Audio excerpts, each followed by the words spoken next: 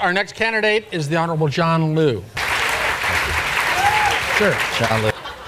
I've seen you say that as a quantitative guy, as a trained actuary and so forth, that you actually looked as a student at the arts to balance out your total math nerd side. Is that right? Look, I have spent my life trying to dispel Asian American stereotypes, but I'm pretty good with the numbers. And you know, being a mathematical physics major does not help dispel the stereotype, at least in my case. So look, I generally have been a math and science guy pretty much my whole life. Even today, I'm very much focused on the numbers, the sciences, and analysis. But when I was growing up, I did have my fair share of arts and music education. I had violin lessons in class. I had lots of art history as well. And beyond that, of course, to round out our educational complement today, we also need more physical education, which actually was my favorite subject, gym. But now being the father of Joey, who just finished the 7th grade and is going on to the 8th grade, I don't think he has had enough arts and music education. In fact, many of his years in school, large parts of the year have been spent on getting ready for the big tests in the spring. And I think the problem is that they don't have tests in arts or math. I'm sorry, arts or music. Otherwise, they might have had more classes just to get the kids ready for those tests. So, in recent years, it's just become too much about these standardized tests, and anything that didn't gear kids up towards taking them fell by the wayside. And unfortunately, I think arts and music have just been sacrificed far too much. I think that's clear. And then so, as mayor, how do you tweak the system to make that not so? You're still going to have tests, you're still going to have accountability, you're still going to have all that thing. So what do you do to make sure the funding for art, music, and the rest gets its fair share, if it's, because as you say, it can't be standardized tested? Right. So first you start with a significant reform of the school system itself. I think that the main problem that's wrong with the school system right now is that we run our schools and classrooms as if they are business divisions reporting up to a DOE corporation. It's all about accountability, and more accountability.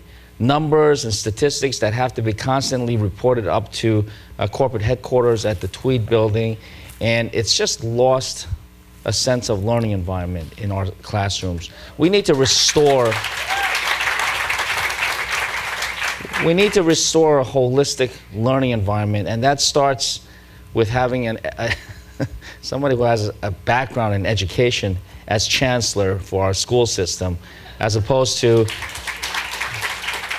the 3 chancellors under the current mayor who have all been in violation of state law, because state law actually requires an educational background for the chancellor. Then you allow our professionals, our educational professionals, to do their job, to let teachers teach, let principals lead, and make sure that the environment is for learning, not about churning out numbers. And so once you restore that kind of environment, you're able to really start looking at education itself, as opposed to numbers at the end of the day.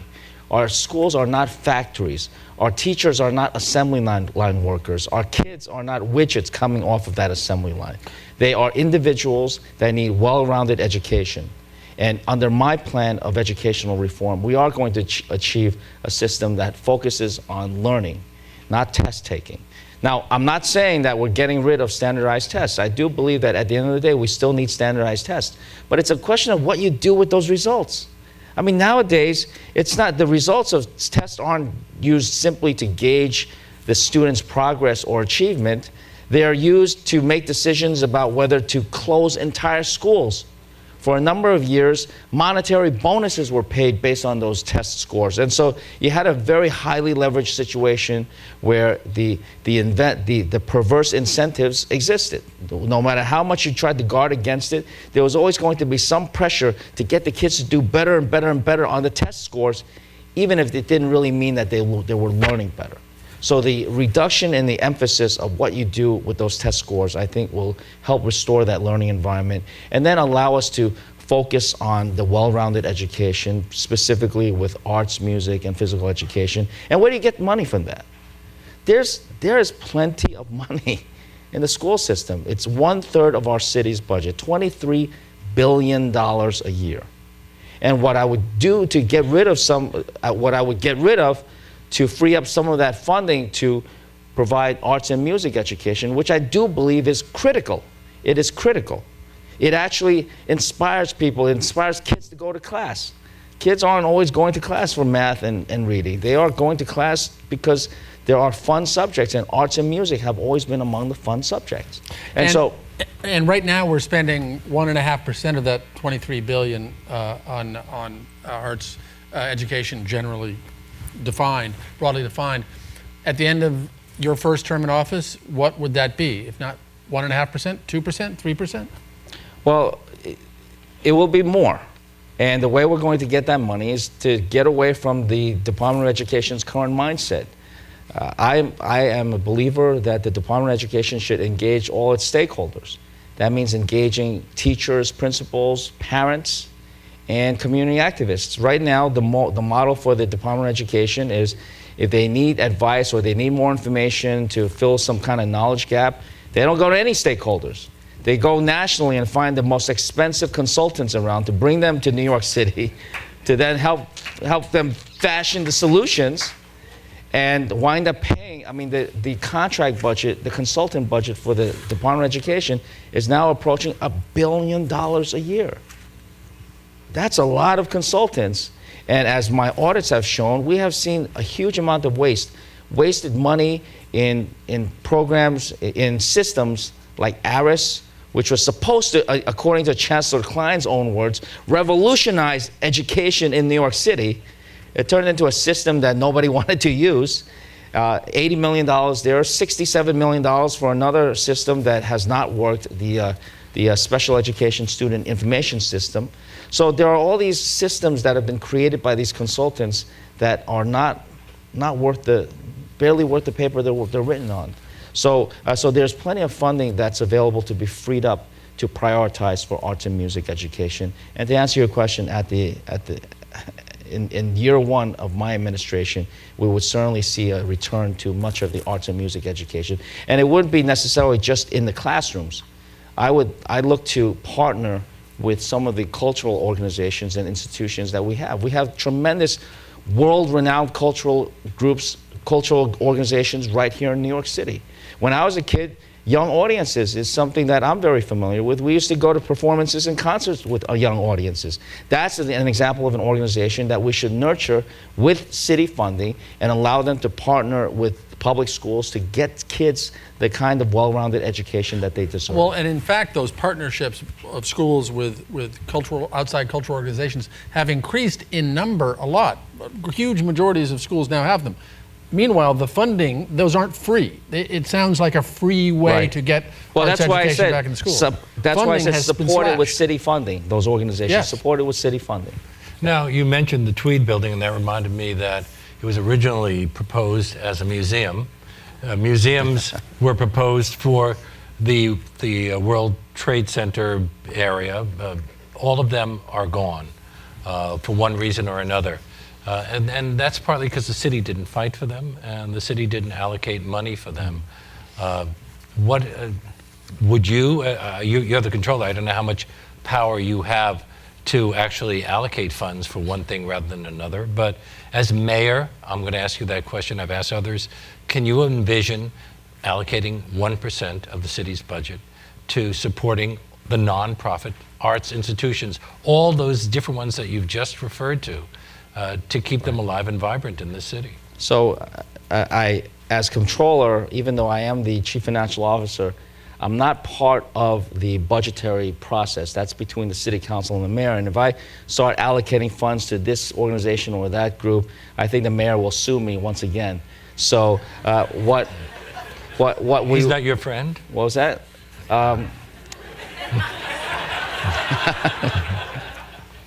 think it's fair to say I'm not his favorite person. But nonetheless, I think to answer your bigger question, I can't. I'm not in a position to say we should have X percentage of our city budget for this purpose or that purpose, even if it's to say 1% for the cultural organizations in New York City. I will tell you, though, that I believe that under my administration, the funding for arts and music and cultural organizations will be significantly increased. And I do have to say that I would start by increasing the funding for I would say the lesser established organizations, the newer organizations, many of them in the neighborhoods, in immigrant communities, those out of the mainstream. This is where we nurture the talent, the skills of the 8.5 million people that we have here in New York City. It's, you know, the Metropolitans and the Museum of Natural History and the Guggenheim's great. And my wife and I, we go with our son Joey quite a bit to these organizations. But you nurture the talent from some of the smaller organizations who are run on shoestring budgets. I think to the extent that we can assist them more with city funding, it not only is better for the artists and the performers involved, it actually makes for a much better and stronger fabric of the city. And it has economic benefits as well. So at the end of the day, I do believe that this kind of funding is a good investment. Can we think of them as small businesses that have to be nurtured and supported? In many cases, I mean, the ones you're talking about? I think the reason why I wouldn't call them the city helps small, startups. Should help them. We should consider them as startups.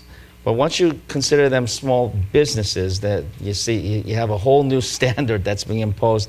I mean, some of these organizations, I actually am a believer that we should give them a little bit of latitude, because they don't, you know, some of these organizations are not going to be the best in terms of making sure the spreadsheets are completely functioning. And so you do need to give them a little bit of leeway. They're not going to be as accountable as You are so not an accountant.